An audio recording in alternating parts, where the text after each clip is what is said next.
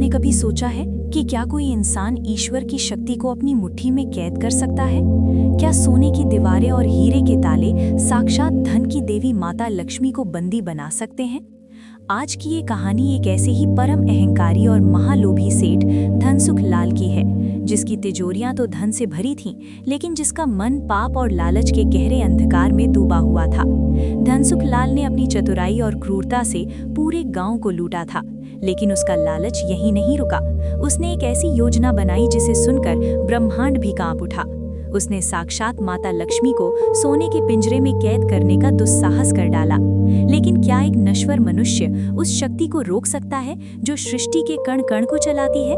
जब माता लक्ष्मी का सौम्य रूप क्रोध की ज्वाला में बदला, तब उस अहंकारी सेठ के आलीशान साम्राज्य का क्या हुआ? आज की ये विशेष प्रस्तुति केवल एक कहानी नहीं, बल्कि जीवन का वो महान सत्य है जो हमें सिखाता है कि धन का वास्तविक मूल्य क्या है। क्या सेठ धनसुख लाल का घमंड चूर चूर हुआ? क्या उसे अपने पापों का प्रायश्चित करने का अवसर मिला? जानने के लिए अंत तक जुड़े रहें अमृत कहानियां की इस महागाथा में, जहां भक्ति, चमत्कार और न्याय का एक अनूठा संगम आपको देखने को मिलेगा। चलिए शुरू करते हैं आज की ये रोमांचक कहानी, सेठ धनसुख लाल और लक्ष्मी माता का कोप। सेठ धनसुख लाल एक अत्यंत लोभी, स्वार्थी, पाखंडी और अहंकारी व्यक्ति था, जिसके पास अथाह धन दौलत होने के बावजूद उसका मन सदैव दरिद्रता, ईर्ष्या और असीम लालच के गहरे अंधकार से भरा रहता था।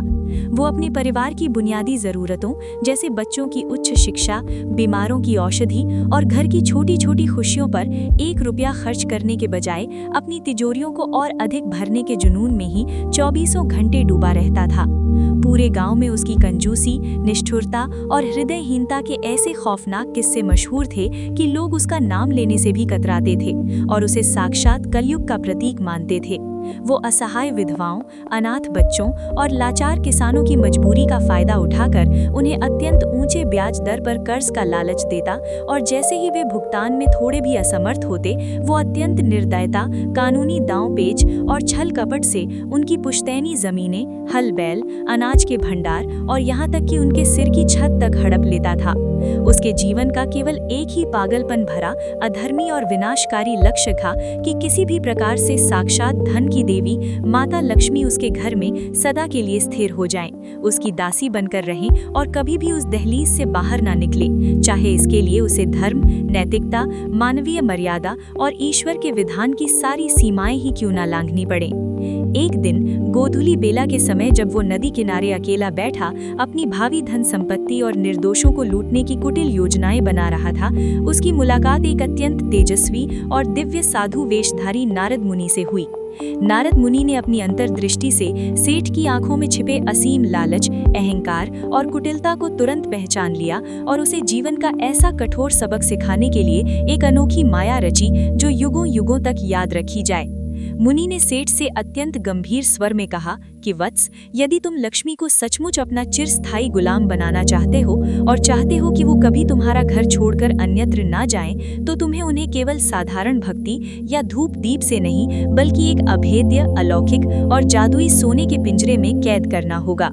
मुनि की मायावी और रहस्यमयी बातों में आकर सेठ ने अपनी पूरी ताकत, देश भर के श्रेष्ठ कारीगरों की फौज और बरसों से संचित काला धन लगाकर एक अत्यंत विशाल, भव्य, भारी और अद्वितीय सोने का पिंजरा बनवाया, जिसमें दुनिया के सबसे दुर्लभ हीरे, नीलम, पन्ने और बेशकीमती रत्न जड़े थे।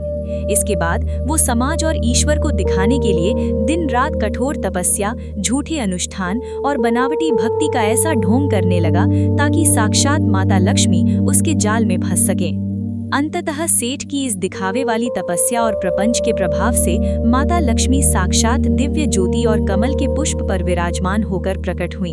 सेठ धनसुख लाल ने बड़ी चालाकी, धूर्तता, मीठी बातों और चापलूसी भरे शब्दों में प्रार्थना की कि हे जगत जननी माँ, मैं आपकी 24 घंटे सेवा करना चाहता हूँ। मेरी इच्छा है कि आप कहीं और न भटकें। कृपया मेरे द्वारा अपार श्रद्धा पूर्वक बनवाए गए इस दिव्य रत्न जड़ित सिंहासन यानी पिंजरे में केवल एक दिन के लिए विराजमान होकर इस तुच्छ भक्त की सेवा स्वीकार करें और मुझे कृतार्थ करें।